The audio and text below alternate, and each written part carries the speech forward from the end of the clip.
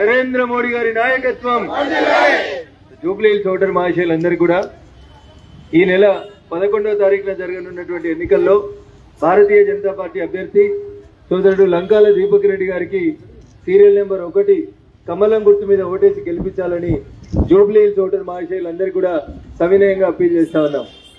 11 సంవత్సరాలు TRS party గుర్తు మీద గెలిచి 10 సంవత్సరాలు టీఆర్ఎస్ పార్టీ రాష్ట్రంలో అధికారంలో ఉంటే మీ రోడ్లు, మీ మోరీలు, మీ పంచాయతీ, మీ బతుకులు పట్టించుకోకుండా సొంత పార్టీ టీఆర్ఎస్ పార్టీ కార్యకర్తలు నాయకుల మీదనే కేసులు పెట్టిన నాయకుడు గౌరవనీయులు స్వర్గీయ మాగంటి గోపీనాథ్ గారు. ఇలా ఆయన లేడు కాబట్టి నా కోటేయమని చెల్లె ఏడ్చుకుంటూ ఇళ్ల ముంగటికి వస్తుంది.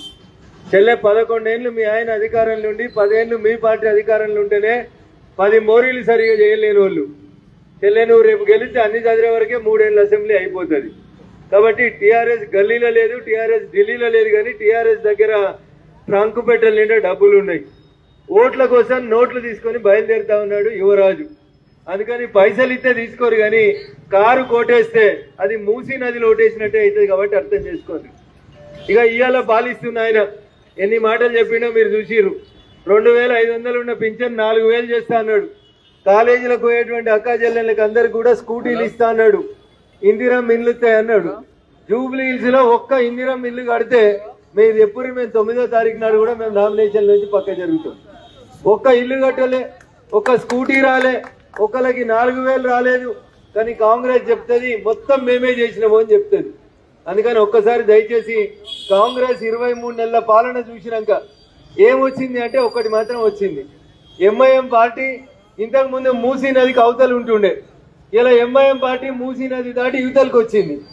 ఎంఐఎం పార్టీ క్యాండిడేట్ పోటీ చేసిన ఆయన ఎంఐఎం పార్టీ గుర్తు మీద పోటీ చేస్తే గెలిచేటట్టు లేడని కాంగ్రెస్ కు బదలిచ్చి ఆయనను గెలిపించేందుకు అసదుద్దీన్ ఓవైసీలు, అక్బరుద్దీన్ ఓవైసీలు ఎంఐఎం పార్టీ కాలుకి బట్టగట్టకుండా తిరుగుతా ఉంది.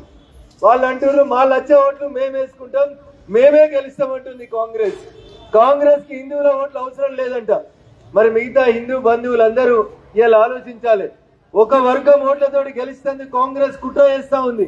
119 నియోజకవర్గాల్లో శ్మశానం లేదు, ఇంకోటి లేదు, గుడి లేదు, బడి లేదు. ఏకాఏకి వచ్చి జూబ్లీ హిల్స్ లో ఎలక్షన్లు రాగానే 3 కబ్రస్థాన్లకి జాగిచ్చిండు రేవంత్ రెడ్డి. అందుకని ముస్లిం సోదరులు కూడా ఆలోచించాలి. అంటే మిమ్మల్ని బొందలగడ్డకు పంపేందుకు జాగిస్తాడు, కానీ మీ పిల్లలు చదువుకునేందుకు, మీ పిల్లలు కొలువులు చేసేందుకు మాత్రం కాంగ్రెస్ పార్టీ దగ్గర ఏం లేదు. కాంగ్రెస్ మిమ్మల్ని కేవలం ఓటు బ్యాంక్ రాజకీయాల కోసమే చూస్తుంది. అందుకని ముస్లిం సోదరులు కూడా ఆలోచించాలి. 2 ఏళ్లకేళ ముస్లిం లేడు మంత్రిలో, నేను ఇలా అజారుద్దీన్కి ఇస్తే కడుపు నొస్తుందా అని అడుగుతుండు. నేను అడుగుతున్నా వారి 2 ఏళ్ళు ఎందుకు ఇవ్వలేదు అని అడుగుతున్నా.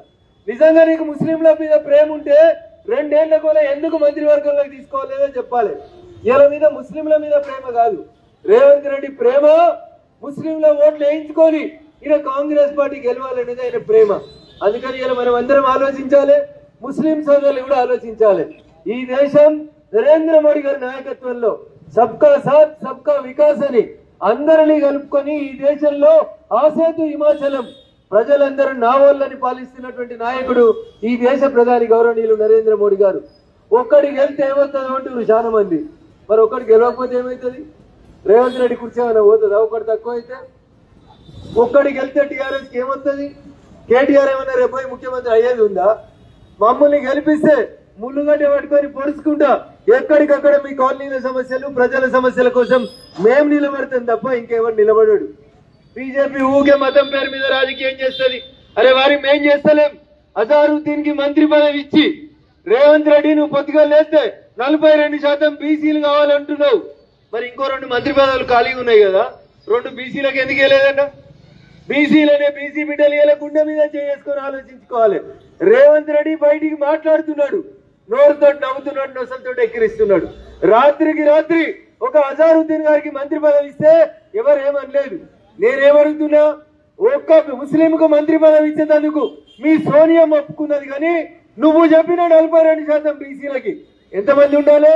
10 మంది బీసీలు మంత్రులు ఉండాలి. 3కి ఇచ్చిండు. అలా ఎప్పుడు వీకేద్దామని చూస్తున్నాడు 2ని. ఇంకా మీరు ఇవ్వాల్సింది ఏమైనా ఉందంటే ఇంకా 7 మంత్రి పదవులు ఇవ్వాలి. నిన్న ఒకటి ముస్లిం సోదరునికి ఇచ్చిన రోజు ఇంకా 2 బీసీలకు ఇచ్చింటే కాంగ్రెస్ పార్టీ బీసీ నినాదం కరెక్ట్ అని నమ్మాలి.